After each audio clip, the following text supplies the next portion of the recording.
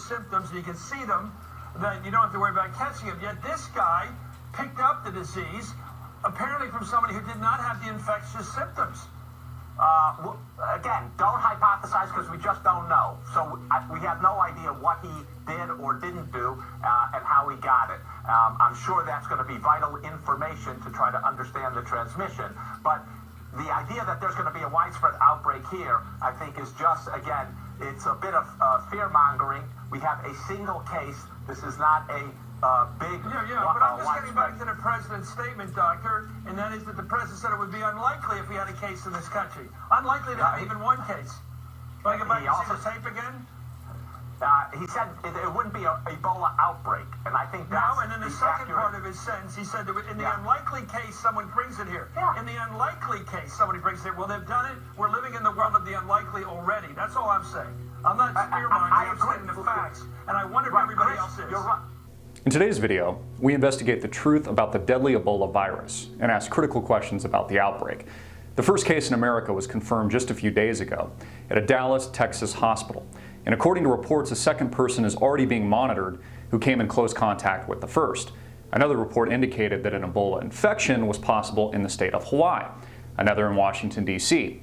And now, according to multiple sources, up to 100 more people are being monitored for Ebola in Dallas, where the original outbreak occurred, with an incubation period of roughly 2 to 21 days and an infection rate doubling every 15 to 20 in countries like Liberia, according to the CDC.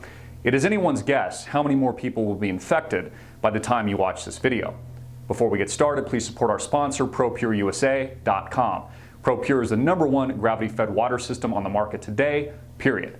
Don't waste your hard-earned money on bottled water. Save hundreds of dollars a month with the ProPure water filtration system and enjoy clean, crisp, refreshing water. Click the link below right now. The Centers for Disease Control, the World Health Organization, and the President of the United States all assure us that the deadly Ebola virus will be stopped, contained, and quarantined. But what if it's not?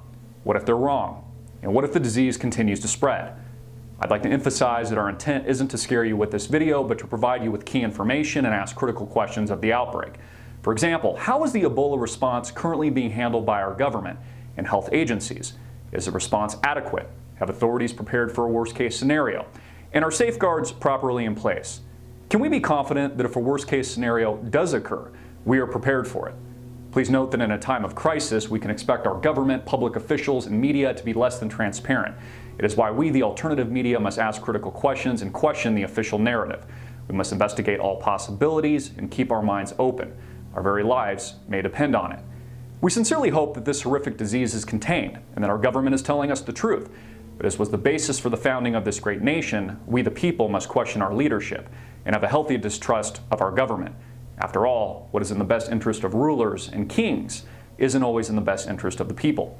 For example, if President Barack Obama already knew that an aggressive outbreak was about to take place in America and that the virus was spreading rapidly, would he tell you about it?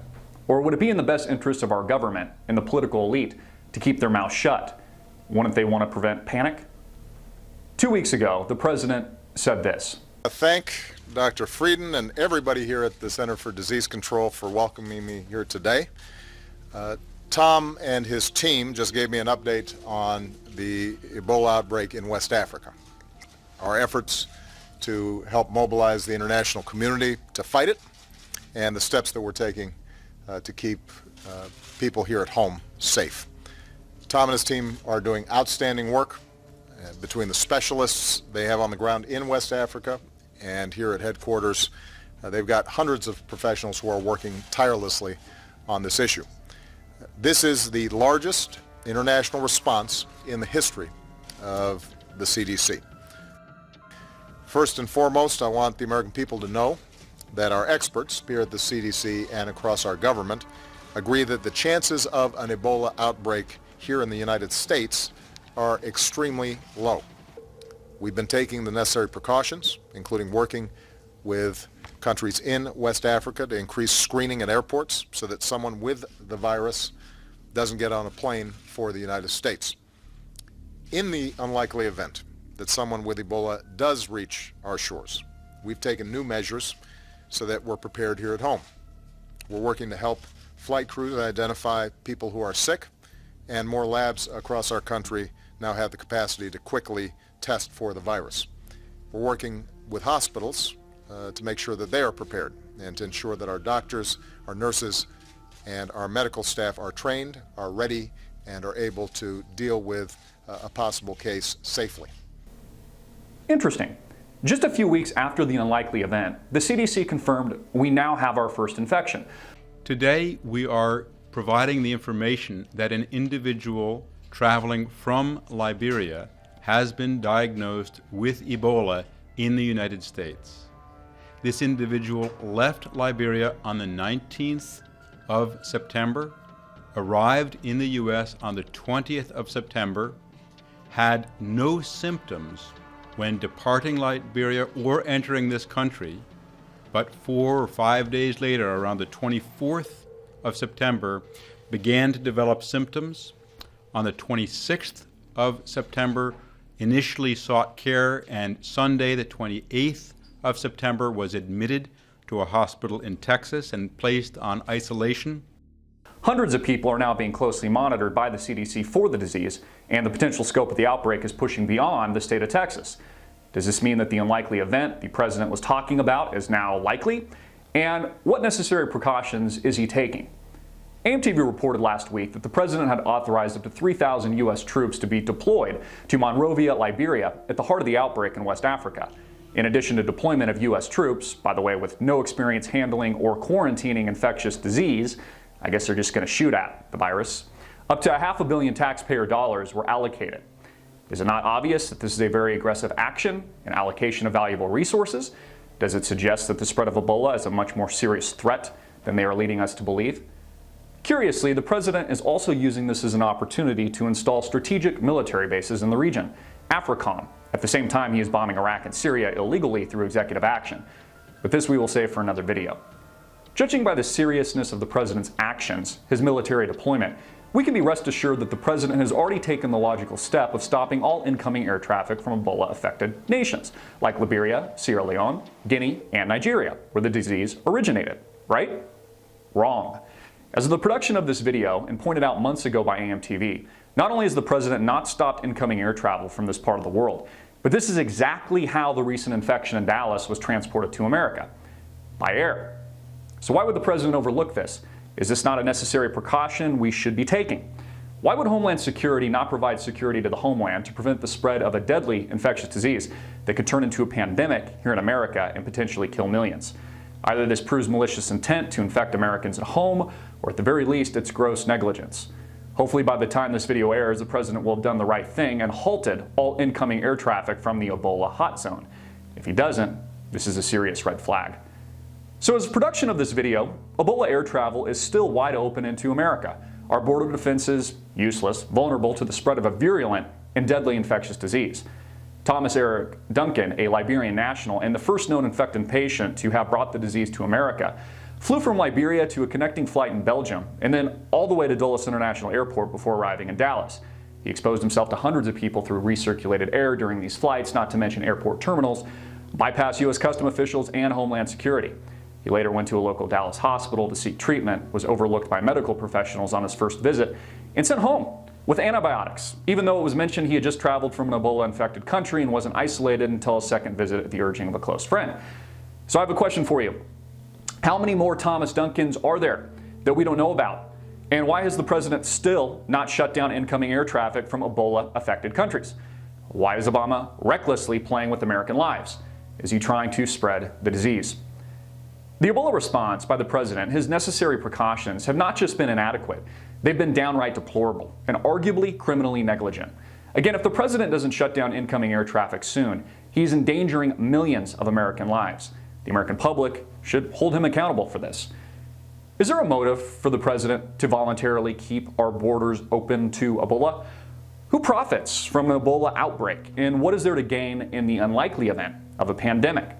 As I mentioned on Twitter, for those of you that want a hint to the why of the Ebola outbreak, watch Revolution Season 2, Episode 12 on Netflix. Although fiction, this particular episode provides clues to how a government may use the threat of an engineered viral outbreak in order to cull the general population. Culling in biology is known as the process of segregating organisms from a group according to a desired or undesired trait. It is the process of separating animals, or humans, based on specific criteria in order to reinforce or exaggerate desirable traits and specifically get rid of the undesirable. Isn't it interesting that the first Ebola outbreak to infect an American on American soil just happens to occur in the great Liberty state of Texas, a state grossly opposed to the Obama administration and his policies? Is it not also curious that the president currently planning executive action on illegal immigration, what some have called unilateral amnesty to terrorists, still has the border wide open to illegal aliens in the American Southwest? We hate to be so cynical, but it's almost as if the president is maliciously trying to wipe out undesirables, starting in the state of Texas. Could this be a form of Obama social engineering? A culling of the Patriot movement? Now, before you criticize my reference to a fictional TV series, please be reminded that Mark Twain was famous for observing that truth is stranger than fiction. Although a tremendous amount of information is readily available to the general public thanks to the internet, most are still blindly unaware that the eugenics movement, something often linked to Hitler, was already well established in the United States before it spread to Nazi Germany. California eugenicists, for example, began producing literature promoting eugenics and sterilization and sending it overseas to German scientists well before the outbreak of World War II. By 1933, California had subjected more people to forceful sterilization than all other U.S. states combined. The Rockefeller Foundation helped develop and fund various eugenics programs, including the one that Joseph Mengele worked in before he went to Auschwitz. Upon returning from Germany in 1934, where more than 5,000 people per month were being forcibly sterilized, the California eugenics leader, C.M. Goethe, bragged to a colleague, quote, "You will be interested to know that your work has played a powerful part in shaping the opinions of the group of intellectuals who are behind Hitler in this epoch-making program. Everywhere I sense that their opinions have been tremendously stimulated by American thought. I want you, my dear friend, to carry this thought with you for the rest of your life, that you have really jolted into action a great government of 60 million people." Is Ebola a modern-day culling of the African population? Are social elitists like the Rockefellers getting rid of what they deem undesirables in our society? Could Ebola be a man-made disease? That's what one man, an American professor at Delaware University, Dr. Cyril Broderick, a Liberian native, thinks. In his controversial September 9th article, Ebola AIDS Manufactured by Western Pharmaceuticals, US DoD, Broderick accuses the U.S. government of engineering the Ebola virus and bringing the disease to Africa to infect the indigenous populations. What many have written off as conspiracy theory was credible enough for a major Liberian newspaper, the largest in fact, to publish it on the front page. The story, published by the Liberian Daily Observer, specifically implicates the U.S. government, Department of Defense, American research universities, in participating in an American military medical industry Cold War scheme to test bioweapons in African nations. Broderick suggests that the U.S. Department of Defense has been funding Ebola trials on humans, trials which started just weeks before the outbreak in Guinea and Sierra Leone occurred. The report claims that the DoD gave a contract worth $140 million to Tecmira, a Canadian pharmaceutical company, to conduct Ebola research. This research work involved injecting and infusing healthy humans with the deadly Ebola virus. Is Dr. Broderick onto something? What other events in history bear witness to such a gross accusation? In a national security memo dated April 24, 1974, titled Implications of Worldwide Population Growth for U.S. Security and Overseas Interests, Henry Kissinger, the Secretary of the State in the administrations of Presidents Richard Nixon and Gerald Ford, wrote, quote, "Depopulation should be the highest priority of foreign policy towards the Third World. Depopulation, to depopulate something, means to ravage, to ruin, to reduce the population of, especially by violence, disease, etc." Mr. Kissinger then continued, "The United States economy will require large and increasing amounts of minerals from abroad, especially from less developed countries. This means they are going to destroy the population of mainly third world countries." The basic thesis of this declassified security memo is that population growth, especially in less developed countries, like in Africa, is a threat to U.S. national security. The threat of unmitigated population growth in these areas would lead to civil unrest and political instabilities. The paper continues, "Wherever a lessening of population pressures through reduced birth rates can increase the prospects for such stability, population policy becomes irrelevant to resource supplies and the economic interests of the United States. The location of known reserves of higher grade ores of most minerals favors increasing dependence of all industrialized regions on imports from less developed countries. The real problems of minerals supply lies not in basic physical sufficiency, but in the politico-economic issues of access, terms for exploration and exploitation, and division of the benefits among producers, consumers, and host country governments. Are Ebola-affected nations in West Africa host countries for valuable resources?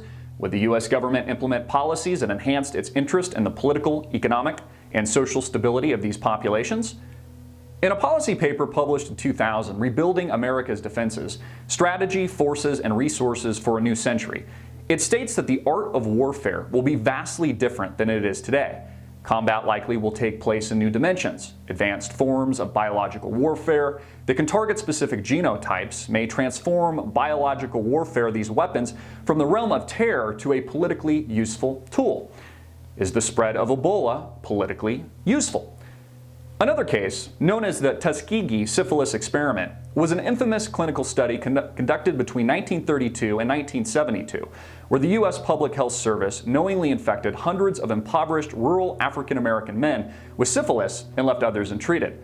The men thought they were receiving free health care, but instead were being used as guinea pigs to study the natural progression of the disease.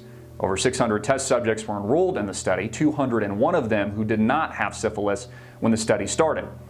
The 40-year Tuskegee experiment knowingly failed to treat patients with syphilis and infected others without their knowledge, even after the 1940s validated penicillin as an effective treatment for the disease. According to the CDC, the men were told they were being treated for bad blood, while at the same time they were being infected with syphilis by the U.S. government. They were offered free food, medical care, and even burial insurance for participating in the study. It wasn't until a whistleblower that major changes occurred in U.S. law and regulation on protection of participants in clinical studies such as these. Is it possible that the spread of Ebola is another Tuskegee experiment? AIM-TV pointed out several weeks ago that the CDC just happens to own the patent on Ebola in up to 70% of its mutated strains. The patent, Human Ebola Virus Species and Compositions and Methods thereof, CA2741523A1, puts the CDC in the unique position of profiting in the billions if an Ebola outbreak worsens. In the deposit statement it reads, the invention provides the isolated human Ebola, Ebola viruses denoted as Bundi Bugyo Ebobun, deposited with the Centers for Disease Control and Prevention, CDC in Atlanta, Georgia, United States of America on November 26, 2007. On the background of the invention, it states, quote, the family Filoviridae consists of two genera, Marburg virus and Ebola virus, which have likely evolved from a common ancestor. The genus Ebola virus includes 4 species, Zaire, Sudan, Reston, and Côte d'Ivoire, Ivory Coast Ebola viruses, which have, with the exception of Reston and Côte d'Ivoire Ebola virus, been associated with large hemorrhagic fever outbreaks in Africa with high case fatality rates anywhere between 53% and 90%.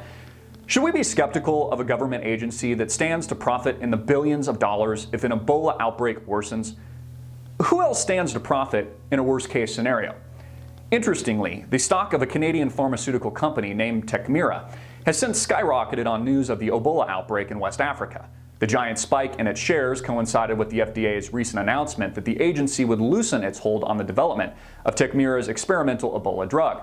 In September, health professionals announced in a press release that they would begin clinical trials in affected nations to fight the disease, sending the stock soaring. On July 9th, Tecmira Pharmaceuticals in Canada announced that it received an initial $1.5 million investment from America's Monsanto, with tens of millions more to follow. The company's press release explains that the partnership is related to Tecmira's patented agri-pharma products, in other words, drugs for plants. Now, Monsanto is the largest agricultural seed supplier in the world. The company has also become one of the most hated over its genetically modified food products, GMOs, and the unethical methods the multinational corporation uses. While the Monsanto-Tecmira partnership has no known connection to the current Ebola epidemic, the Canadian pharmaceutical company's deal with the U.S. Department of Defense is specifically for Ebola. A second press release 2 weeks ago from Tecmira Pharmaceuticals announced the deal with the Pentagon. The U.S. military is paying the company $140 million to test drug treatments for Ebola. The announcement describes how the study is still in its infancy, testing low doses of drugs on healthy subjects to see how high the doses can get before the body has adverse reactions. AIM-TV suspects one of the main reasons infected Ebola patients have been transferred back to the United States for treatment, potentially infecting countless more people, is to study the effects of an Ebola vaccine in a controlled medical environment. African hospitals do not provide this setting, but Atlanta's Emory University Hospital, where the patients have been transferred, provides perfect conditions. At least 2 patients have already been transferred to this location, and Atlanta, of course, is the home to the Centers for Disease Control. Also likely not a coincidence. If the CDC owns the patent on Ebola and stands to profit immensely from it, do these carriers not carry with them valuable intellectual property? One blogger notes, the most fascinating aspect of the Ebola vaccine manufacturing process is how quickly they have brought it to the clinical trials phase. It is virtually impossible for vaccine manufacturers to produce and deliver these drugs in the timeline they have proposed.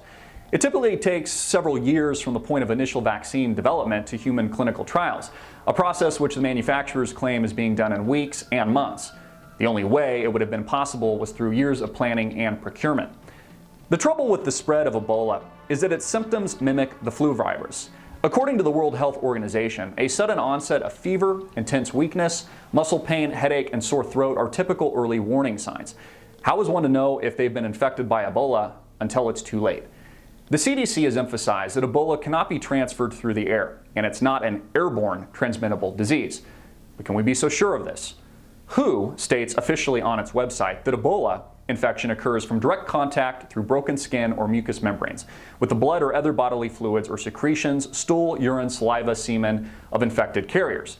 Infection can also occur if broken skin or mucous membranes of a healthy person come into contact with environments that have been contaminated with an Ebola patient's infectious fluids, such as soiled clothing, bed linen, or used needles. Skeptics believe that authorities are being less than transparent regarding the possibility of the disease mutating into an airborne strain. Now remember, when the outbreak first occurred several months ago, the CDC assured us that the infection rate would be limited to just a few thousand people before containment. But now, the same federal agency is warning that Ebola infections could total upwards of 1.4 million people in Africa alone by the end of January 2015. With a margin of error so large, how can we be sure that they're not also wrong about the threat of airborne transmission? A little research on the subject will show that Ebola may in fact be airborne already. Studies in Canada showing that airborne transmission is possible from pigs to monkeys without any direct contact between them. Pigs and monkeys were placed in separate cages during a 2012 study and contracted the disease. This is impossible unless the disease was transferred through the air. One scientist involved with the study, Dr. Gary Kobinger from the National Microbiology Laboratory in the Health Agency of Canada, suggested that the Ebola virus appeared to be spreading through the air. He noted, quote, "What we suspect is happening is large droplets. They can stay in the air but not long. They don't go far," he explained.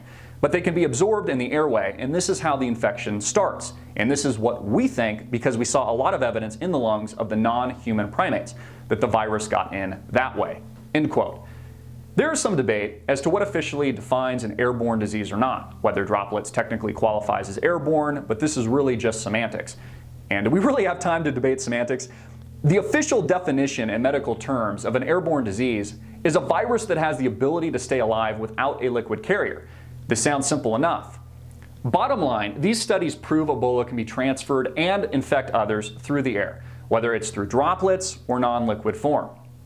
If Ebola is airborne, according to studies in transmission from pigs to monkeys that had no direct contact with one another held in separate cages, why couldn't it also be transmitted this way to humans?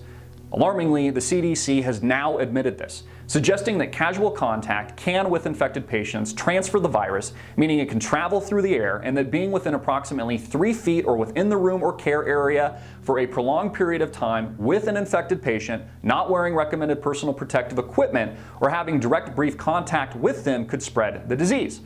Although obtuse in its explanation and a bit deceptive, the bottom line is clear. Ebola is very likely airborne. The UN is now warning that a nightmare scenario may be unfolding and that the Ebola virus could in fact be airborne already and spreading at an unprecedented rate. The CDC has also warned that in order to properly quarantine the virus and stop it from spreading, at least 70% of cases must be quarantined immediately in order for the disease to burn itself out. According to CDC Director Tom Frieden, only then would the outbreak reach a tipping point and the infection rate likely decline. Is this realistic? I can't help but think that a 70% quarantine of infections is unrealistic even in medically sophisticated countries like the United States and Europe, let alone sub-Saharan Africa. Now let's pause for a moment and review the facts. How did we go from repeated assurances of total containment and quarantine just a few months ago, reminders from the President, WHO, and the CDC that the Ebola virus was an unlikely event and controllable, to a rapid shift and increased likelihood that the virus could result in a full-blown pandemic? I mean, seriously, the UN chief is now warning that the disease could be airborne. Again, in no way is this video meant to spread fear or prevent those tragically infected by the disease from receiving immediate medical treatment. But as journalists and concerned citizens, we must acknowledge that, as usual, we are not getting all the information, being pitched half-truths by the media and maybe even bold-faced lies from our political leadership. An event Obama once called unlikely is now as likely and fatal as the Ebola virus itself. And what we do next could be the difference between containment and a more aggressive outbreak. To help hold those in political power accountable, please like and share this video with everyone you know. For updates and more videos like these, subscribe to us on YouTube. Transcript, link, and sources will be attached to this video, and also on our website at amtvmedia.com. I'm Christopher Green. Make it viral, hard-hitting, and in your face.